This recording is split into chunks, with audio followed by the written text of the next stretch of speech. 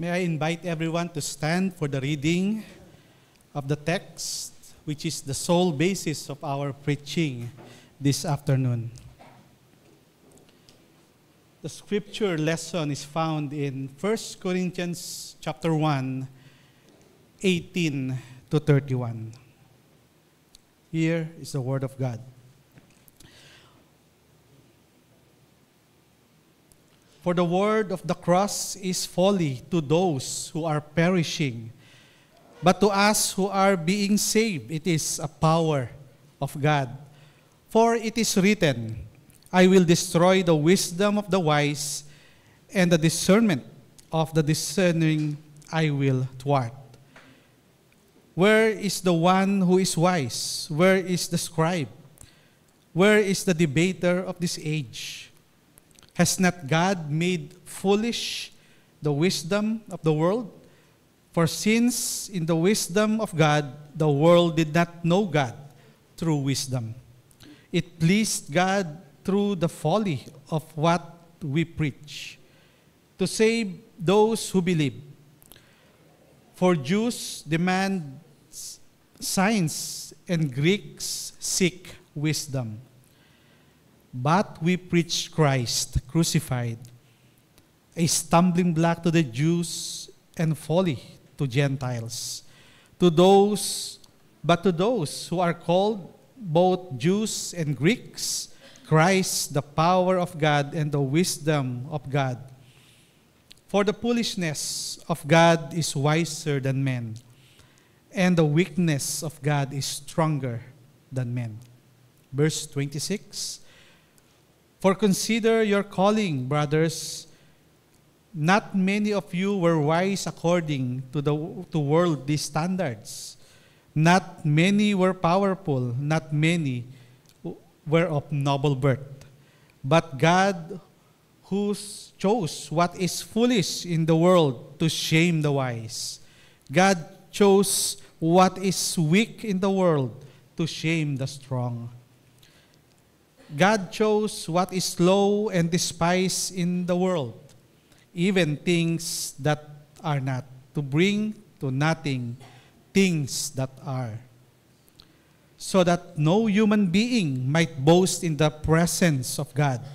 And because of him who are in Christ Jesus, who became to us wisdom from God, righteousness and sanctification and redemption.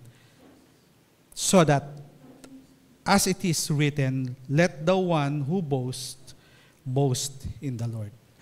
May the Lord bless the reading of His Word. Magandang hapon po muli sa ating lahat. Isang kakalugod na pakiramdam na para pong meron tayong part 2 noong ating sermon na napakinggan kanina. At sayang nga lang at baka parang kumonti tayo, ay hindi nila natunghayan yung part 2, but at any rate, it will be a joyous day and time for us na muli mapakinggan yung katotohanan na itinuturo sa atin ng Ebanghelyo ng ating Panginoon. Ang sermon po na atin pong pagbubulay-bulayan o i-meditate ngayong hapon ay sermon na ginawa ni Reverend Van Owen, WWJ, ng Coverdale Canadian Reformed Church. Ang pamagat o ang title po ng ating sermon ay The Only Mediator. Uumpisahan ko po ang sermon na ito sa isang introduction, then magpe-pray po tayo after the introduction, and we will go to the 2 sermon points. Mga kapatid, kay Kristo Jesus na ating Panginoon, ipagpapatuloy po natin ang serye ng sermon patungkol sa Heidelberg Catechism. Sa preaching natin nung nakaraang Best First Service, tinalakay natin ang way of salvation o yung daan ng kaligtasan, Lord's Day 5. Doon po nalaman natin kung papaano makakatakas ang tao mula sa banal na galit ng Diyos at muling tanggapin sa Kanyang mapagbiyayang kalooban. At doon po nakikita natin na ito ay hindi madaling gawain o gawin. Kinakailangan ng Diyos ang ganap at kumpletong pagtalima mula sa tao. Ang kabayaran sa kasalanan ay maiatang ng buo at ang kautusan ng Diyos ay kumpletong masunod. Sa akin pong nabanggit, malinaw po na hindi natin kayang gawin ang mga ito. May mga tao po na hindi sang-ayon sa katuroang ito patungkol sa daan ng kaligtasang ating natutunan. Ang doktrina na kung tawagin ay yung total depravity or yung total inability of man. Subalit ito po ay malinaw na itinuturo ng banal na kasulatan at dapat na mapanatili sa ating paniniwala at sa ating pananampalataya. Ang ating pagkakautang ay napakabigat. At ang ating depravity o yung kawalan ng kakayanan ay sobrang laki. At hindi posible na iligtas natin ang ating mga sarili. Kung kaya't ipinaliliwanag ng Biblia na para tayo ay maligtas sa kamatayan ng kasalanan o sa kasalanan, kinakailangan na ang Diyos ay magbigay o magsugo ng isang tagapagligtas. Ang tagapamagitan na may kakayanang tumayo sa harap ng Diyos alang-alang sa atin. God has given us a mediator. Otherwise, we are completely lost. We ourselves cannot find such a person who will meditate or who will mediate between God and us. People have often tried to come up with some sort of mediator of their own, but it was always insufficient. Ang Diyos ay magbibigay ng tagapamagitan at nakatanggap-tanggap sa Kanya. At yon po ang ating malalaman o mapag-aaralan ngayong Lord's Day 6, question 16, and up to 19 na ating binasa kanina. Ngayon, tayo po ay may kagalakang ipahayag na ang Diyos ay nagbigay sa atin ng dakilang tagapamagitan. Ang tagapamagitan at tagapagligtas ng walang iba kung hindi ang ating Panginoong Hesukristo. Kaya po ang ating sermon, the confession concerning the only mediator, Jesus Christ, who meets all the standards of God. Na mayroon pong dalawang sermon points, the perfect mediator o yung ganap o ang ganap na tagapamagitan, and the promised mediator, ang ipinangakong tagapamagitan. So you will be hearing Tagalized word ng mediator, yung tagapamagitan. So baka po doon sa ilan ay parang hindi nyo na nare-recall kung anong meaning ng tagapamagitan. It is the mediator. Tayo po muna ay manalangin. Eternal Father, who has spoken in various times and in various ways to your people in the past, but in these last days, in your Son, the incarnate Word, we pray that you will open the mouth of your servant to proclaim the Word in the power of the Spirit. And we pray that at the same Spirit will open the hearts of its hearers here assembled to receive your holy gospel and write on their hearts, O Lord, your holy law, even as you have promised. All of this, gracious Father, we ask in the name of our Lord and Savior, Jesus Christ. Amen. Sa unang sermon points, ang ganap na tagapamagitan or the perfect mediator. Kapag po pinag-uusapan ang ating tagapamagitan at ang ating tagapagligtas, kailangan po ay sigurado at katotohanan na ito nga yung tagapamagitan. Ito nga yung tagapagligtas. Ito yung tagapamagitan at tagapagligtas na siya ring katanggap-tanggap sa paningin ng ating Diyos. Bakit po natin nasabi yun? Dahil marami ang nagkiklaim na hindi lamang si Hesus Kristo ang tagapamagitan, kung hindi mayroon pang iba o maging yung kanilang sarili. Kaya po madali po kasi tayong tumanggap kung sino ang napaniwala sa atin kung sino yung ating manliligtas o tagapagligtas. Subalit ang katanungan po ay, ang Diyos ba ay kinikilala ang ating kiniklaim na tagapagligtas bilang totoong tagapagligtas, at siya ba ay may kakayanang maging tagapamagitan? Imaginein po natin kung mali yung ating kinikilalang tagapamagitan at tagapagligtas, damay po pati ang henerasyong susunod sa atin sa kamaliang ito. Upang malinaw na masagot ang katanungang ito, ang unang dalawang tanong doon sa Lord's Day 6 ay nagpapaliwanag ng dalawang pamantayan o yung rule ng ating Diyos o yung standards ng ating Diyos para sa isang tagapamagitan. Ito po ay ang mga sumusunod: tunay at matuwid na tao, at ang ikalawa po ay tunay na Diyos.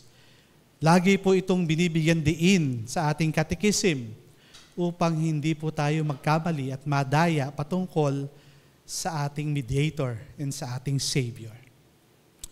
What standards has God then set for the perfect mediator? Yung perfect po ay nangangahulugan just the one we need, the one who is able to do the job. It means someone who as a person is suited for this task, yung pagliligtas. And who is in work also to show this. Perpektong tao para sa perpekto na gawain. We are not looking for just anyone who do this work, but the one and only mediator, the perfect mediator who is fully willing and able to do it. Sinasabi din po ng katekism kung sino siya at ang kanyang kalalagayan. Siya po ay dapat isang totoong tao at isa ring matuwid na tao. Gaya po ng nasabi natin kanina, narinig natin kanina, ito po ang unang requirement para sa isang perfect mediator. Siya po ay isang totoong tao. Unahin po natin ito. Ang requirement na bilang isang totoong tao. Kung tatayo ang mediator na ito at magre-represent sa atin sa harap ng Diyos, kailangan ang tagapamagitang ito ay katulad at kaisa din natin bilang mga tao. Mayroong dugo, mayroong laman, mayroong kaluluwa. The Catechism speaks here about the same human nature. The mediator must be fully human. Katulad ni Adan at ang kanyang lahi, the mediator must partake in the original human nature. There must be a real line from the first Adam up to the second Adam or to the last Adam. Ang tagapamagitan na kaisa at may kaugnayan sa sangkatauhan at buhat din mismo sa lahi ng tao. In short, yun nga po, he must be fully human. Our mediator may not be some extraterrestrial being who does not share the nature and our history. Wala naman pong alien na magiging tagapamagitan tayo at hindi natin matatanggap yun. And who comes out of the blue to act on our behalf. Because the justice of God, yung katarungan daw ng Diyos, will not allow it. The Lord God will never accept a mediator or any mediator from any other category.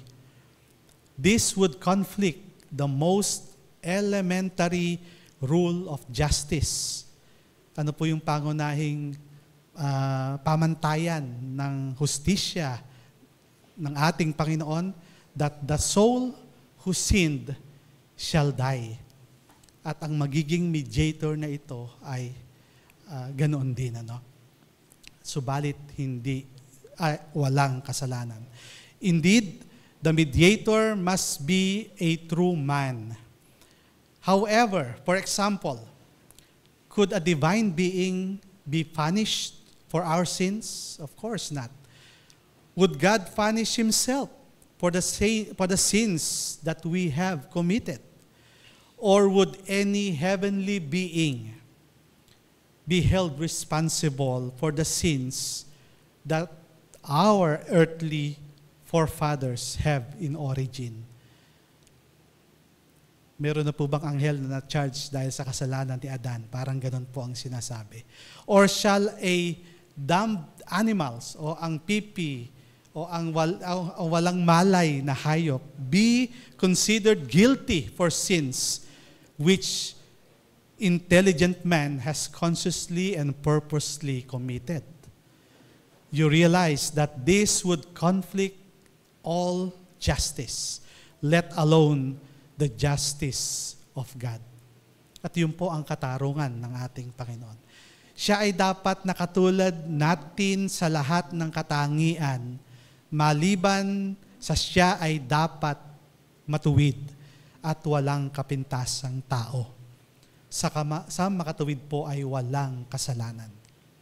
He must be out of the earth, have a physical being, but also out of the Holy Spirit, without sin or guilt, wholly dedicated sa ating Panginoon.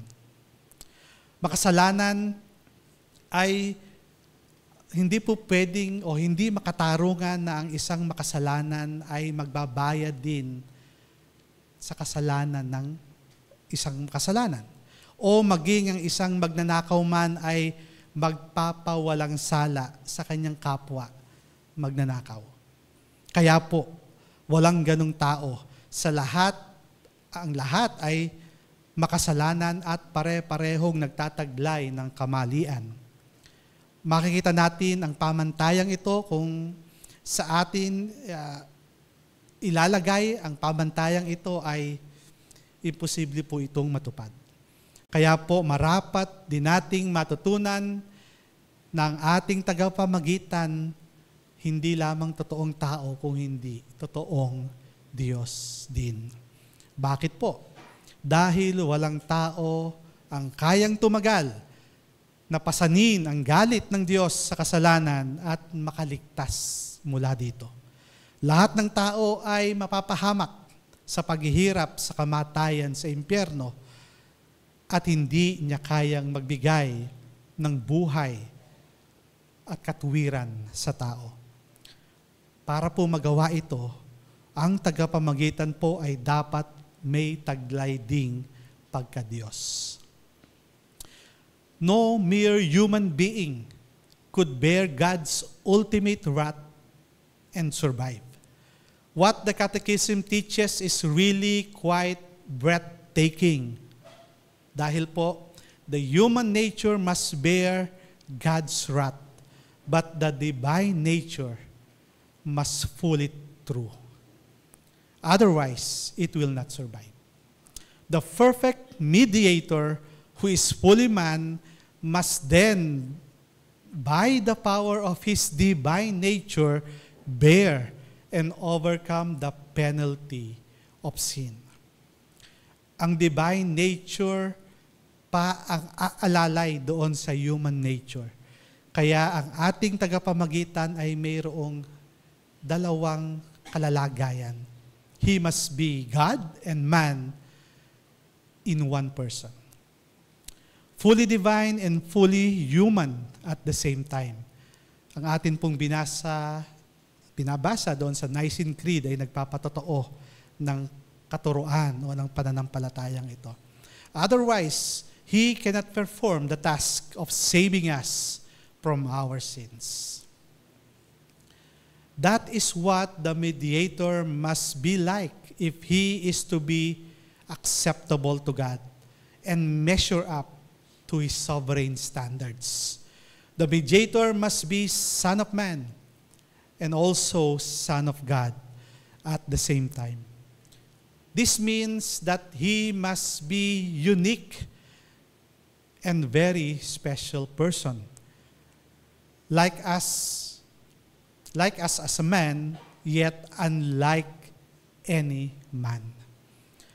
Brothers and sisters, this is the message of the Bible and the confession of the Reformed churches, that Jesus Christ is such a perfect mediator. The only one who is the Son of God and the Son of Man. The Catechism asks in question 18, kung atin pong nabasa kanina, but who is that mediator who at the same time is true God and true and righteous man? It is a question which has in it a hint of despair. From our side, we must say, there is no such person. But the joyous answer is, na ating nabasa rin sa ating catechism, our Lord Jesus Christ, whom God made our wisdom, our righteousness, our sanctification, and our redemption. Yan po mismo ang sinasabi sa atin ng 1 Corinthians 1 verse 30, that Christ was made unto us, para po talaga sa atin ang ating Panginoong Yesus. Ang katagang nangangahulugan na kay Kristo ay ibinigay sa atin bilang tagapagligtas. Hindi natin siya ginagawang tagapamagitan, kung hindi siya ay piniling maging tagapamagitan. Si Kristo ay ibinigay ng Diyos sa atin, hindi tayo ang pumili or kumuha sa Kanya. Ang Diyos mismo ang nagbigay kay Kristo para sa atin. God Himself gave the mediator who would measure up to His own standards. God goes very far in the work of salvation, mga kapatid. He gives us a perfect mediator, just the man we need. It is important also, brothers and sisters, that at this point, yung catechism natin gives us a direct quote from Scriptures. This is the heart of the Reformed confession. Here we are at the source, the Word of God Himself. Hindi po naisulat ang catechism na ito sa pamamagitan ng panukala o sa opinyon ng mga taong sumulat nito, kung hindi mula sa salita ng Panginoon lamang. Here we confess that in giving us Jesus Christ, God gives us everything necessary for salvation. Kompleto para sa ating kaligtasan. For the Scripture says that Christ is made our wisdom, our righteousness, sanctification, and our redemption. He is our knowledge to salvation and our wisdom. He is the truth. He is the way, and He is the life. He gives us the true understanding of life. He gives us also the true understanding of our sins at paano tayo makakatakas dito, yung ating deliverance. He is the light, and without Him, there is darkness. He is our righteousness and sanctification. In Him, we have the forgiveness of sins dahil sa righteousness ng ating Panginoon. At siya rin ang nagbibigay ng new life sa atin. Ito naman yung pagpapabanal sa atin sa araw-araw. I cannot earn my salvation, and I need not earn it either, for Christ has paid it in full.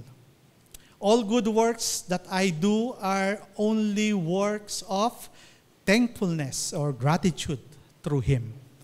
For the work of Christ is perfect. It is enough for all my sins. I did look only to Him. This verse says that He is our redemption. Siya ang ating katubusan sa ating mga kasalanan. It does not say that He gives a little bit of redemption, but He is per se our full redemption. Our full salvation lies in Jesus Christ and His perfect work. There is nothing to add to it.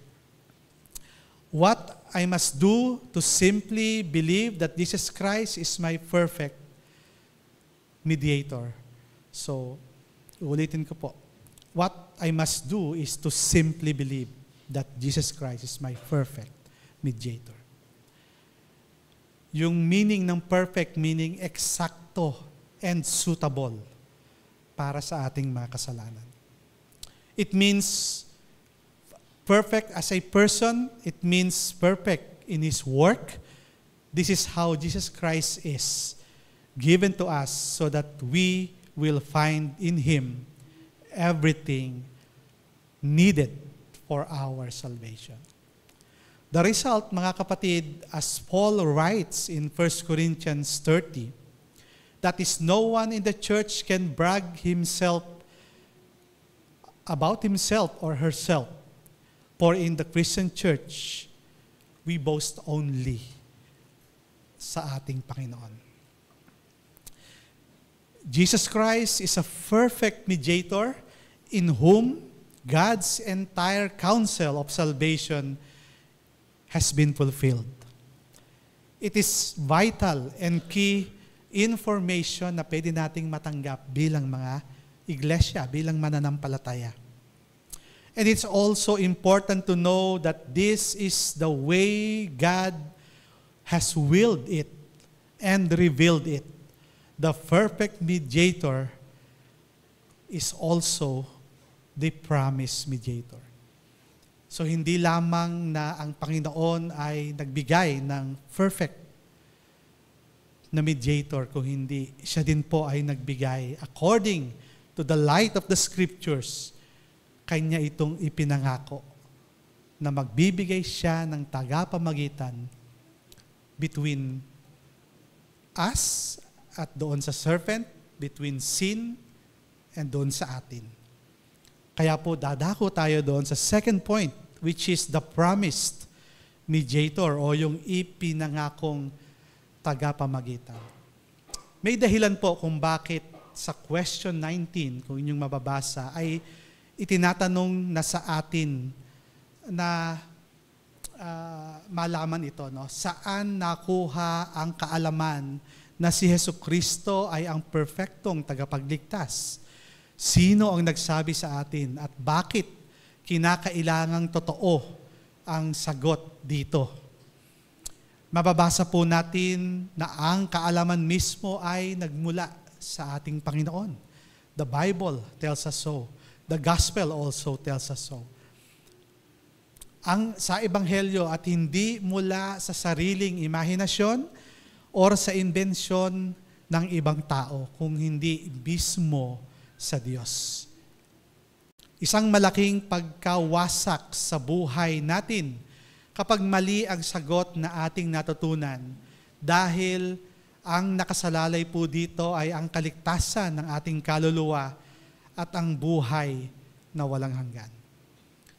Ang sagot po ay kasama sa kapahayagan ng Diyos o yung revelation of God bilang pangunahing layunin kung bakit ang banal na ebanghelyo ay nasulat na maging pamantayan natin bilang mga Kristiyano. The first one who told us about the perfect mediator is God Himself. No one else.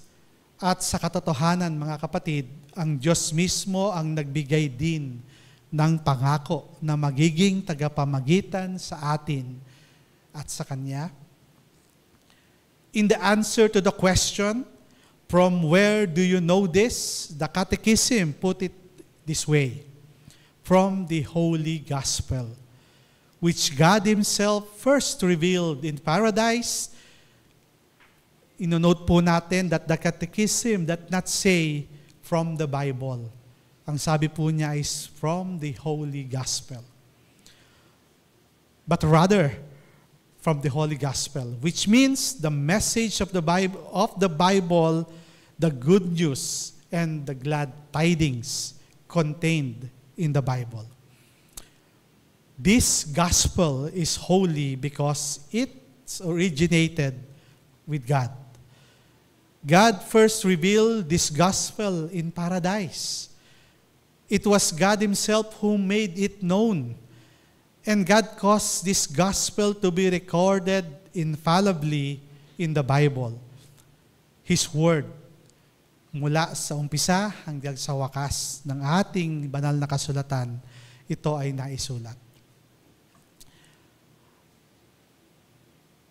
Ang pagpapahayag na ito, mga kapatid, ay ibig sabihin ay pagbibigay alam. Alam na ng Diyos mula pa nung eternity na siya ay nagpagliligtas ng kanyang mga anak sa pamamagitan ni Kristo. At yan po ang laman ng verse doon sa Ephesians chapter 1, particularly sa verse 4, na tayo ay pinili ni Kristo bago pa lamang lalangin ang daigdig. Subalit ipinagbigay alam niya ito sa tamang panahon, doon sa paraiso, nang si Adan at Eva ay nagkasala at nasa kalagayang kamatayang espiritual. Ang Ebanghelyo po ang kasagutan sa pangangailangan ng kanyang mga anak. Ito ang kapahayagan ng walang hanggang biyaya ng ating Diyos. Napakaganda pong ang pagkakasabi doon sa Belgic Confession, Article 17. Ako na po ang magbabasa. Ang sabi po dito, our gracious God, in His marvelous wisdom and goodness, set out to seek man when he trembling fled from Him. He comforted him with the promise that He would give him His Son to bruise the head of the serpent and to make man blessed. Ipinapanatag ng Diyos ang tao sa pagbibigay niya dito ng tagapagligtas. Bagamat hindi detalyado or fully revealed ang Messiah sa panahon ng lumang tipan, sa panahon ng una, ang unang pahayag na ito ng Diyos ay isang paunang pangako ng ganap na restoration sa pamamagitan ng binhi ng babae na ipapanganak sa tamang kapanahunan. At ang Ebanghelyo po ay ibinigay upang malinaw na maipaliwanag sa atin kung sino itong ipinangakong tagapamagitan. In the course of the centuries, the Lord God added more and more information until He fulfilled the promise of His Son. At ito ay kanyang na fully revealed then.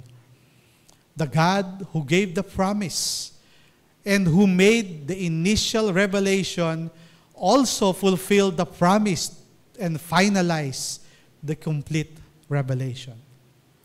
So there was with God's people always an increasing knowledge and a deepening understanding. Kaya mahalaga po yung patuloy nating pag-aaral at pagsasaliksik sa banal na kasulatan who God is. We can speak of the history of Revelation, and we know that we today have more knowledge and greater riches than those who live under the old dispensation. Mapalad tayo. Pero lahat po tayo ay nabubuhay sa parehong pangako. Ang pangakong ipinahayag ng Diyos kay Adan at kay Eva ay kaparehong pangako na kanyang binibigay sa atin ngayon. This promise is first revealed by God, was later proclaimed by the patriarchs or the prophets. The gospel is something that must be preached at all times, at all circumstances. The message concerning the perfect Savior must be passed on from generation to generation. Kaya mahalaga na sa pulpitong ito, marinig ng ating mga anak at ang ating mga apo yung ebanghelyo ng ating Panginoon na tunay at totoo. When the Lord God first revealed this gospel concerning the perfect mediator, He caused Adam and Eve to believe it. He also demanded it to pass on to their generation. By word of mouth or by written word, the gospel was to be passed on in faith. To this proclamation, God even added yung mga ceremonial laws sa panahon ng lumang tipan so that all God's children would live out of that promise. Dahil ang promise ng ating Panginoon ay yung kasama doon, yung pagtupad ng kautusan ng ating Diyos. He saw to it that the preaching of this gospel was entrusted specifically to certain office bearers so that every generation anew would hear it. Kaya po there is an ordained ministers of the word and sacraments. Merong mga elders na nagre-read ng sermon ng isang ordained minister upang hindi maputol yung pagpapropagate ng gospel sa bawat henerasyon. The result was that Israel lived and longed for the day of that promised mediator and Messiah, the great servant of God. The patriarchs and the prophets longed for the fulfillment of that promise. Hanggang ngayon, kanila itong inaasahan. But the faithful Israel knew our Savior is coming. And in the fullness of time, at God's appointed moment, according to His word, He did come. In accordance with God's sovereign will, He fulfilled His earthly ministries and was taken up gloriously into heaven. We know of this today through the work of our Lord and Savior, Jesus Christ, the testimony of the apostles, and the outpouring of the Holy Spirit. Mga kapatid, ngayon alam na natin na si Heso Kristo na ating Panginoon ang perpektong tagapamagitan. Nalaman natin ito mula sa banal na ebanghelyo. Nalaman natin ito sa pamamagitan ng pananampalataya dahil dito lamang natin matatanggap ang ebanghelyo. Sa pamamagitan ng gift of faith natin. At ito daw ay kamangmangan ayon sa iba. Bakit daw paniniwalaan na ang tao ay napako sa krus at ipinangakong at siya rin ay ipinangakong tagapagligtas? Ang mga Hudyo ay hindi ito matanggap, gaya din ng karamihan sa mga tao ngayon. Tinalikuran ng mundo ang ebanghelyo at kanila itong binabago upang maging fit sa kanilang panlasa o sa kanilang mga nais. Ang mga ganitong ugali ay ipinahayag ni Apostle Paul mula sa mga talatang 20 sa ating text and so on. Men seek to save themselves from their efforts and works. If they need Christ, it is often not as He has been revealed. They do not live out of the promise of the fulfillment of the promise. They let their imagination or invention rule over the revelation of God. But the church always says, we know that Jesus Christ is the perfect mediator given by God. For He has been promised by God, and that promise has been wondrously fulfilled. Let us always go back to the source, the Holy Gospel, which God Himself revealed and fulfilled. Let us be guided by the Holy Gospel, His blessed word. For then also in our lives there will be more and more the longing for the fulfillment of the last promise, the promise of the return of the Lord in glory. The promised mediator did come, and He shall come again to judge the living and the dead. For it is now clear that the word of God is sure, that all the promises of the gospel will be fulfilled after much longing. Sa panahon ng ating Diyos, makikita natin ang fulfillment o ang fulfilled promise ng mediator na ito. From where do you know this? Well, it is no secret sa haba ng ating pinag-aralan kanina. It is not surprising that many people know, but it is amazing that so many people do not yet know or do not want to know. For it is known from the beginning of the world, and it has become perfectly clear in the latter days that Jesus Christ is the only mediator who meets God's standard. At darating ang araw, one day, the earth will be filled with His name and His glory forever. Tayo po ay sumandaling yumuko. Dakilang Panginoon, kami nagpapasalamat sa katotohanan na muli ay naihayag sa amin ng aming perfectong tagapamagitan at ang ipinangakong tagapamagitan ay walang iba kung hindi ang aming Panginoong Hesus. Bagamat ito ay aming pinag-aaralan mula sa aming confessions, also we know and truly believe na ito'y hinango doon sa iyong hindi nagmamaliw na mga salita. Nabinigyan mo ng pag-asa ang bawat isa sa pamamagitan ng iyong banal na ebanghelyo. Salamat, Panginoon, sa katotohanan ito at nawa humayo kami at lumago bilang mananampalataya. Palakasin mo nawa ang aming espiritu, pananampalataya sa aming paglakad at kami maging dapat sa inyo, O Diyos, sa pangalan ng aming Panginoong Yesus. Ito po ang aming dalangin. Amen.